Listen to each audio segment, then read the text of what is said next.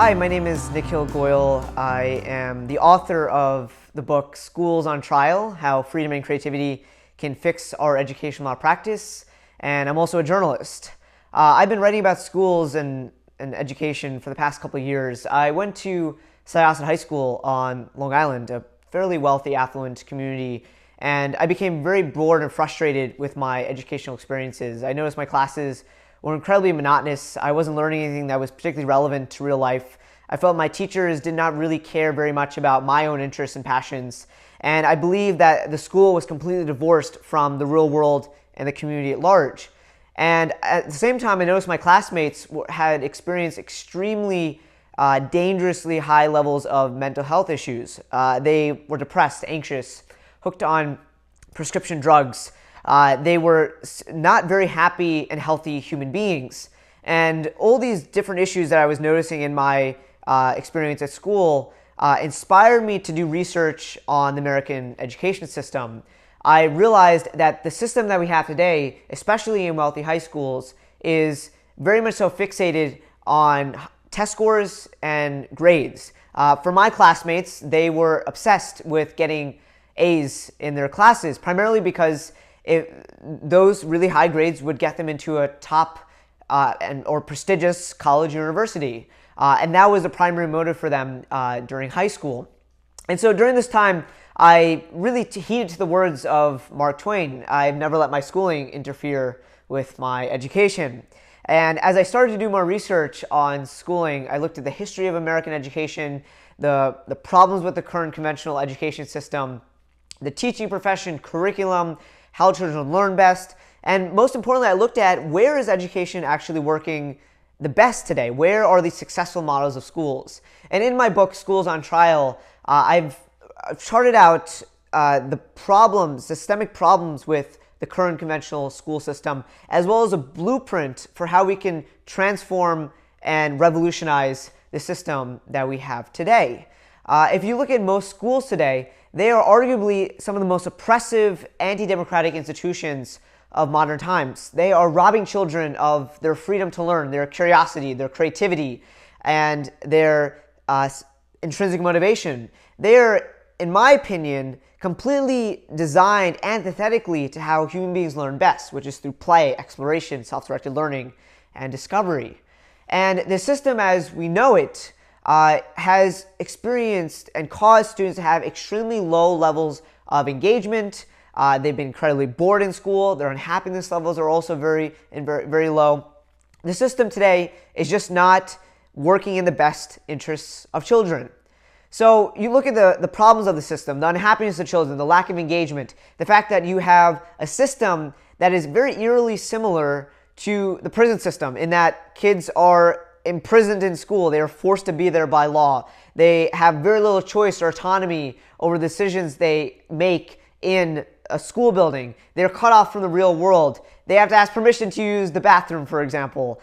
They have all these really silly rules and routines that just make no sense. They're more about controlling children as opposed to empowering them and giving them voice and autonomy. So there are major systemic problems with the system today. And I chart that throughout the book. I explain the history of the education system, why the system has largely remained identical to when it first was founded in the early 1800s, and how recent education policies such as No Child Left Behind and Race to the Top have actually increased the amount of standardized testing in schools, has really cut and narrowed the curriculum, and created a teaching profession that has become completely disempowered and disillusioned with the classroom.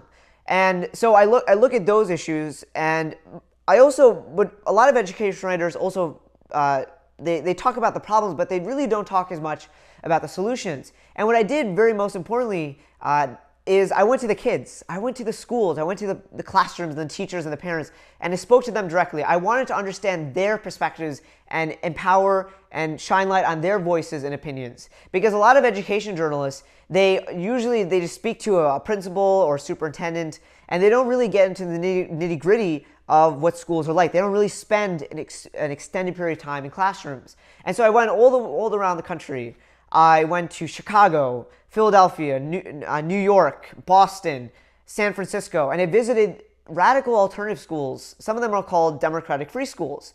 Some of them are called progressive schools, like Montessori and Waldorf. And these are some of the most extraordinary models of learning that are available in the world and in this country today. And arguably, democratic education is based on the premise that children are natural learners, that children deserve trust and autonomy and voice and agency, that they need to have self-direction in their learning process, that the learning process should be really based on application, not memorization and simply regurgitation of material. And so in these democratic and free schools, they have democratic meetings where students vote on school policies. The students are very much feel welcome in their school communities. There's a sense of belonging and agency. And they don't have any grades, they don't have any tests, or require classes. The students learn based on their own interests and passions. It is very much so a community that is based on the interests of children as opposed to what's convenient for adults. One of the earliest schools was a school called Summerhill in England. And Summerhill, the founder, whose name is A.S. Neal, believed that schools should fit the needs of the child rather than the reverse. We should not try to make children ready for school. We should make schools ready for children. We should tailor a system based on the ingenious and creative talents and abilities of children that are seen in every child. So in this book, I talk about these schools. I show how we should look to these schools as examples of true progressive, democratic, and authentic education, how they're changing the lives of the children they work with.